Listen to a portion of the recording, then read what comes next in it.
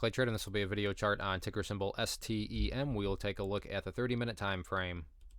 Real quick, what do I mean by 30-minute in case maybe you're new to charts?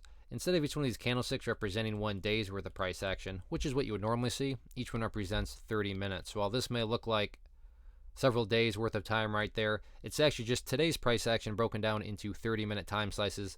I like to this time frame. I think it does a good job of telling the quote-unquote story of the price, and then makes mapping out where levels of support and resistance a bit easier to see. So today it has a lot of perspective that goes into it. What do I mean by that?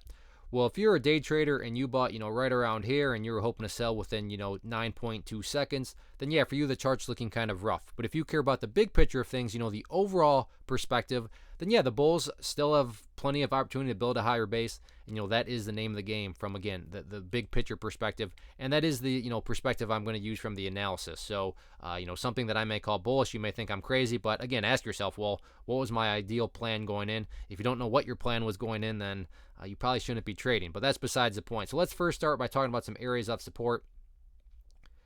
And the first level of support to keep an eye on, and really the preferable area, is $1.25, meaning, Clay, what's going to make this chart look the best going forward? If the price can hang up above and stay above $1.25, that is certainly the preferable situation, but by no means is it a must-hold level. So if the price, falls below it, not saying that everything's ruined or anything like that, but that would be the level, like I said, that would make it look the best. Next level of support after that, I'm going to call it down here about the gap close location, and that's at $1.10. So $1.25, $1.10. There are a couple other areas of support, but I don't want to, clutter up the chart with 8 million lines all over the place. But near term, the couple levels, again, $1.25, $1.10, and then also, if you're a big fan of the 50-period simple moving average, you could also use that as a level of support.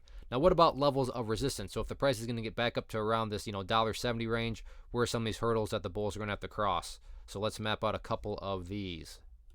First area of support, and more so kind of the shorter term, was a previous level of support that eventually failed, and that's just a foundational rule in charting. When levels of support fail, they tend to act as resistance. So you can see this area here acted as support quite a bit throughout the day, but then eventually failed right there, and that level is right there at $1.40. So $1.40 initial area of resistance.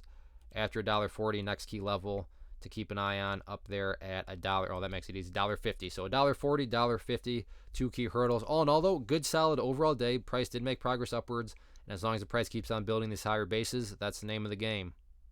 One of the most popular questions I get is, hey Clay, how do you find the stocks that you trade?